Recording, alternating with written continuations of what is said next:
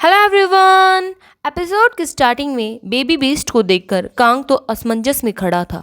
नहीं रुको, वो उस बीस्ट का हुलिया ध्यान से देखता है। अरे ये तो एक बिल्ली है। लगता है ये आधे इंसान और आधी जानवर है, जैसा कि मूवीज में दिखाया जाता है। वो बेबी बीस्ट कांग पर हमला कर देती है, पर कांग ठीक समय पर डॉज कर लेता है। अब ये राइस केक कहाँ गया जब मुझे उसकी सबसे ज्यादा जरूरत है। वो बेबी बीस्ट तो गुर्राने लगती है। कांग बोलता है, क्या तुम्हें भूख लगी है? वो खाने को रख कर दूर खड़ा हो जाता है। बीस्ट पर्सन को लगा कि ये मुझसे डर गया है। वो खाने की तरफ बढ़ती है। खाने को देखकर उसके मुंह में पानी आ रहा था, पर उसे नहीं पता था वो कैसा खाना है। वो उसे टेस्ट कर कर देखती है, पर मिर्ची मौसी उसको चिमटी काट जाती है। वो तो चिल्लाने लगती है। कांग बोलता है, क्या तुम्हें पानी चाहिए? कुछ देर बाद बेबी बीस्ट को मिर्ची के भी अलावा और कई चीज़ों का टेस्ट आता है। कांग सोच रहा था कि मिर्ची लगने के बावजूद भी ये इसे खा रही है। लगता है ये इसको अच्छा लगा। थोड़ी देर बाद राइस केक झाड़ियों में से निकल कर आता है। राइस केक, तुम आ गए, पर तुम्हें थोड़ी जल्दी आना चाहिए था। 1 मिनट रुको, मैं तुम्हारे लिए खाना निकाल देता हूँ। राइस केक उस बीस्ट पर्सन को देखता है। वो उसका खाना खा रही थी। राइस केक तो एक भी सेकंड वेस्ट किए उस बीस्ट पर हमला कर देता है। कांग तो उनकी फाइट को रुकवाने लगता है। सब ठीक है राइस केक, मेरे पास तुम्हारा खाना है, अब तुम दोनों शांत हो जाओ। तभी एक अडल्ट बीस्ट आकर बेबी बीस्ट को उठा, हमें माफ करना इंसान। वो बेबी बीस्ट को लेकर वहां से चला जाता है। कांग बोलता है, यहाँ कितने प्रकार के जीव जंतु हैं। नेक्स्ट सीन में कांग और राइस केक दोनों रेस्टोरेंट की सफाई कर रहे थे। कांग बोलता है, आखिरकार कल हम रेस्टोरेंट को खोलने वाले हैं। हालांकि मैं यहाँ आराम करने आया था, पर मुझे लगता है कि मैंने शायद कुछ ज़्यादा ही मस्ती कर ली। अब जबकि मैंने बिजनेस शुरू करने का फैसला किया है, तो मुझे पूरी तैयारी कर लेनी चाहिए। बाहर खड़ी आंटी रेस्टोरेंट को देख रही थी। अंदर कांग सोच रहा था, रिमोल्डिंग हो गई, सारे इंग्रेडिएंट्स तैयार हैं और साफ सफाई भी खत्म होने वाली है। मेरी सारी तैयारी परफेक्ट है। चलो कल का उद्घाटन समारोह बेहद शानदार बनाएं। तभी आंटी अंदर आकर पूछती है, क्या रेस्टोरेंट खुला है? कांग बोलता है, क्या हम कल खोलने वाले हैं? आंटी बोलती है, तो आज नहीं खुला है। कांग तो आंटी को सीट पर बैठने के लिए बोलता है। आंटी फर्नीचर को देखकर बोलती, ये पुराना सामान फेंकने की बजाय तुम क्यों यूज कर रहे हो? ये बिल्कुल पहले जैसा है।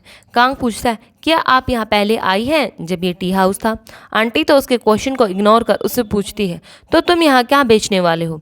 कांग बताता है, लगभग तो वेस्टर्न फूड जैसे पिज्ज़ा, पास्ता। आंटी उसे पास्ता बनाने को बोलती है। कांग पूछता है, तो आप कैसा पास्ता खाना पसंद करेंगी? आंटी तो उसे खुद ही डिसाइड करने के लिए बोलती है। कांग किचन में जाकर सोचने लगता है, ये इनका पहली बार है। टमाटर वाला पास्ता सबसे कॉमन है, इसीलिए ये खाने में कोई दिक्कत नहीं होनी चाहिए। वो नूडल्स और वेजिटेबल्स से पास्ता को बना रहा था। ये मेरी दुकान की पहली ग्राहक है, इसलिए मुझे बेहतरीन सेवा देनी होगी। वो पास्ता रेडी कर कस्टमर के सामने परोस देता है। इंजॉय करिए। कांग सोच रहा था कि मैंने ये टेस्ट तो नहीं किया, पर इस पास्ता के लिए मुझे बहुत सारी प्रशंसा मिली है।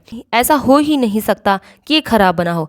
आंटी तो एक बाइट टेस्ट करने के बाद पूछती है, कितना बिल होगा? कांग तो शौक खड़ा था। क्या?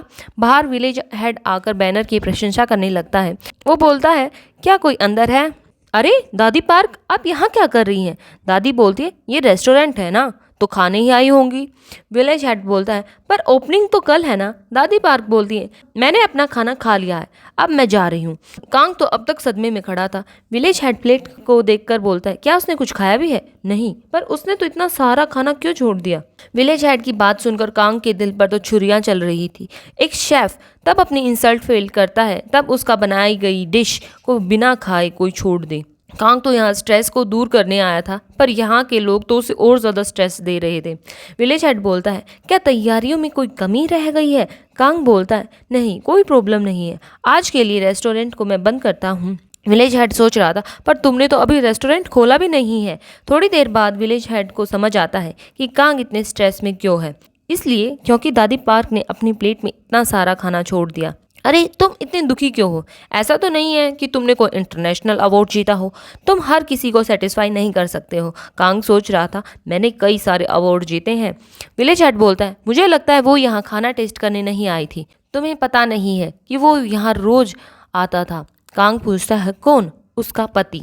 जब ये टी हाउस था, वे दोनों यहाँ पर लगभग हर रोज ही आते थे, परंतु पिछले साल ही उसके पति की मौत हो गई। उसके बाद दादी पार्क हमेशा अपनी चारदीवारी तक सिमट कर रह गई। आज कई दिन बाद मैंने उन्हें बाहर देखा है। मुझे लगता है वो अपने पति को आज तक याद करती है। जो चला गया वो चला गया। वो जो अपने अतीत को पकड़े रहता है वो बेवकूफ़ होता है। वैसे भी मैं ये कहना चाहता हूँ कि इसमें तुम्हारी कोई गलती नहीं है। तुम्हें ज़्यादा ध्यान देने की इस पर ज़रूरत नहीं है। कांग बोलता है, कैसे ध्यान ना दूँ? ये मुझे सिर दर्द दे रहा है, तो इसीलिए मैं यहाँ आ गया। मेरी प्यारी दूसरी दुनिया। शायद क्योंकि मेरे पास ये है। अब यहाँ आसपास कोई खतरनाक जानवर नहीं घूमते हैं। अपने विचारों को व्यवस्थित करने के लिए इससे बेहतर कोई जगह नहीं है। पहले तो मुझे यह देखकर बहुत हैरानी हुई कि दादी पार्क ने अपनी प्लेट में इतना सारा पास्ता छोड़ दिया, लेकिन अब मैंने उनकी कहानी सुनी तो मुझे उन पर तरस आ रहा है। जिस डिश पर मुझे सबसे ज़्यादा भरोसा था उन्होंने वही छोड़ दी। क्या अगली बार मुझे उनके लिए कुछ कोरियन खाना बनाना चाहिए? वो ऊपर देखता है तो उसे कल वाली बेबी बीस्ट दिखाई देती है। वो तो पेड़ पर चिपकी हुई थी। वो तो फिर से गुर्राने लगती है। फिर वो दोनों एक दूसरे को घूरने लगते हैं। तुम तब ही क्यों आती हो जब तुम भूखी होती हो? कांग खाना बनाने की तैयारी करने लगता है। धीरे धीरे बेबी बीस्ट भी पेड़ से नीचे उतर आती है। कांग तो मीट को तैयार कर उसमें सॉस को डालने लगता है। फिर उसे याद आता है कि ये मिर्ची को ज़्यादा सहन नहीं कर सकती, इसलिए वो बटर का यूज़ कर उसमें क्रीम और चीज़ भी मिला देता है और उसमें पास्ता को मिलाकर डिश को रेडी कर देता है। स्टीक क्रीम पास्ता रेडी है। गुर्राने की ज़रूरत नहीं है। इससे पहले कि कोई तुम्हारा खाना चुरा ले, जल्दी खा लो। बेबी बीस्ट खाना चाहती थी पर उसे कल वाली मिर्ची मौसी की याद आ जाती है। फिर वो उसे इग्नोर कर खाने को टेस्ट करने लगती है। फिर अब की बार उसे मिर्ची नहीं लगी। ये तो डिलीशियस है। वो तो पास्ते में खो जाती है। खाना खत्म करो मानो पूछ रही हो, ये क्या था? ये बिल्कुल स्पाइसी नहीं था। ये मुझे और चाहिए। कांग सोच रहा था, मसालेदार खाना खाने के बाद की तुलना में अब यह कहीं अधिक संतुष्ट दिख रही है। व्यक्तिगत तौर पर यह पास्ता मुझे बिल्कुल पसंद नहीं है। क्रीम और स्टिक दोनों ही चिकने और भारी हैं। यह एक पारंपरिक पास्ता की तुलना में एक फ्यूजन पास्ता अधिक है। फिर बेबी बीस्ट कांग को अपना प्यार जताने लगती है। कांग बोलता है, पिछली बार तो तुमने मुझ पर इतनी बेरहमी से हमला किया था, लेकिन अब तुम इतनी प्यारी बन रही हो। लगता है तुम्हें पास्ता बहुत टेस्टी लगा। इससे कोई फर्क नहीं पड़ता कि यह फ्यूजन पास्ता था या कोई पारंपरिक, जब तक यह खाने वाले के स्वाद के अनुरूप हो। खाने वाले को इसका स्वाद अच्छा लगना चाहिए। तभी उसे आइडिया आता है। नेक्स्ट सीन में वो बहुत सारी सब्जियां ले आया था।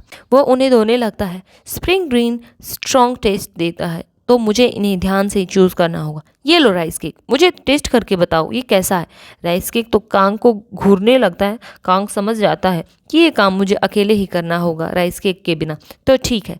रेस्टोरेंट के बाहर नोटिस लगा था कि रेस्टोरेंट अगले हफ्ते खुलेगा।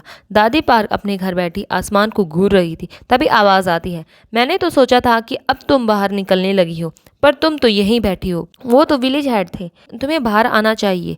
बाहर बहुत सी फन करने की चीज़ें हैं। दादी पार्क उनके आने का कारण पूछती है। विलेज हेड बोलता है, अरे तुम तो बहुत कोल्ड हो। क्या अब मैं अपने पड़ोसियों के घर भी नहीं आ सकता? वो जवान शेफ तो सदमे में है जब तुमने भरी प्लेट नूडल्स की छोड़ दी। दादी पार्क बोलती है, वो डिश मुझे सूट नहीं गई, तो इसमें सदमे वाली बात क्या है? विलेज हेड बोलता है कि वैसे भी तुम्हारे पास कोई काम नहीं है, तो तुम फिर से एक बार क्यों नहीं जाती उस रेस्टोरेंट में? दादी बोलती है, एक ट्राई काफ़ी थी। मैं दोबारा किसी को परेशान नहीं करना चाहती। विलेज हेड बोलता है, तुम्हें नहीं पता कि दूसरी बार कुछ अलग भी हो सकता है। वैसे भी वो इतना दूर नहीं है, तुम उसे दूसरा चांस क्यों नहीं देती? यह प्रयास सार्थक हो सकता है। विलेज हेड इतना कह वहाँ से चला जाता है। नेक्स्ट सीन में कांग ने वेजिटेबल्स के साथ नूडल्स को तैयार कर दिया था। मैंने सी फूड के साथ इसके टेस्ट को बैलेंस किया है। अब प्रॉब्लम यह है कि दादी पार्क को यहाँ बुलाया कैसे जाए? तभी घंटी बजती है। कांग देखने जाता है। वहाँ तो दादी पार्क आ गई थी। वो पूछती है, क्या ये खुला है? कांग तो खुश हो जाता है, हाँ ये खुला है। So thank you guys for watching my video and bye bye.